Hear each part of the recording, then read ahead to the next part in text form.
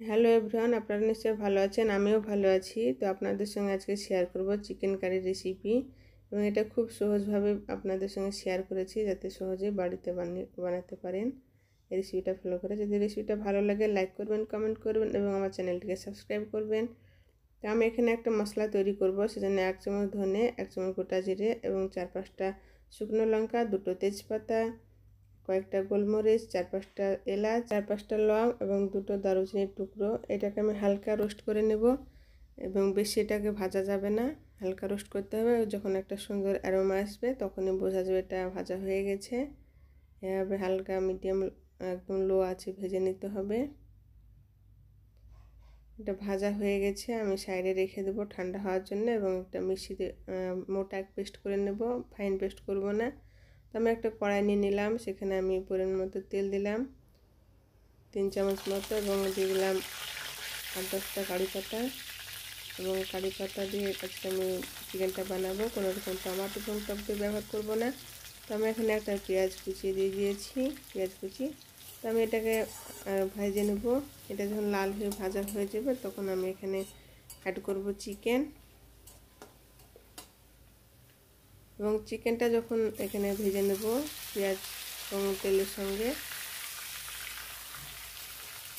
চিকেনটা হালকা ভেজে নেব যাতে চিকেনের কাঁচা ভাবটা দূর হয়ে যায়। ভেজে নিতে হবে, এবং একটু ভাজা হয়ে গেলে আমি এখানে মশলা অ্যাড করব। এখানে দিয়ে দিলাম 1 চামচ আদা রসুন পেস্ট। এখানে চিকেনের পরিমাণ খুবই কম আছে, সেজন্য আমি সেই পরিমাণ মতো আমি ব্যবহার করছি। এখানে 400 গ্রাম চিকেন আছে। তো আমি কাঁচা এবং আদা রসুন পেস্টটাকে আমি একটু মিক্স করে নেব চিকেনের সাথে, যাতে আদা রসুনের কাঁচা গন্ধটা চলে যায়, সেরকমভাবে ভেজে নিতে হবে। আর দিয়ে দিলাম 1 চামচ লঙ্কা বাটা, কাঁচা লঙ্কা বাটা। এরপর অ্যাড করব শুকনো মশলা, গ্যাসের পাওয়ারটা লো করা থাকবে। দিয়ে দিলাম 1/2 চামচ হলুদ গুঁড়ো, 1/2 চামচ ধনিয়া গুঁড়ো, 1/2 চামচ জিরা গুঁড়ো, 1/2 চামচ গরম মশলা গুঁড়ো, 1 চামচ কাশ্মীরি লাল লঙ্কা গুঁড়ো এবং 1 চামচ লবণ অ্যাড করে দিলাম। এখানে আমি ছোটো চামচ ব্যবহার করেছি, আর মাংসের পরিমাণ যেহেতু আমার কম আছে সেই হিসেবে আমি দিয়েছি। আপনাদের মাংসের পরিমাণ অনুযায়ী আপনারা মশলা ব্যবহার করবেন, এবং এটাকে আমি মিক্স করে নেব এইভাবে। তারপর 2 মিনিট আমি ঢাকা দিয়ে রেখে দেব লো ফ্লেমে। 2 মিনিট পরে আবার আমি এটাকে মিক্স করে দেব।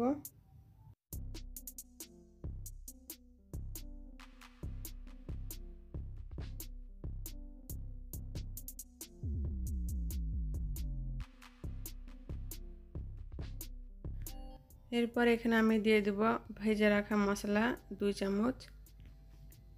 তারপরে এটাকে আবার মিক্স করে দেব।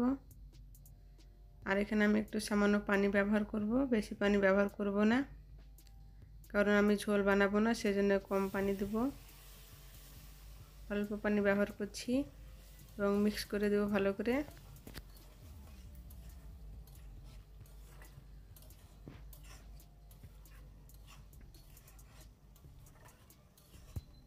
তারপর 5 মিনিট এটাকে ঢাকা দিয়ে রেখে দেব মিডিয়াম ফ্লেমে।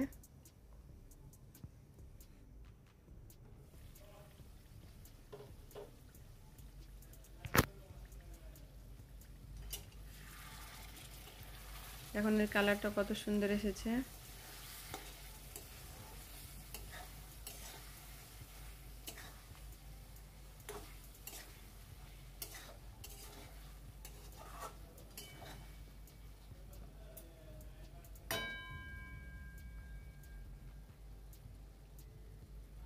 লাস্টে আমি দিয়ে দেবো ধনিয়া পাতা এবং পুদিনা পাতা।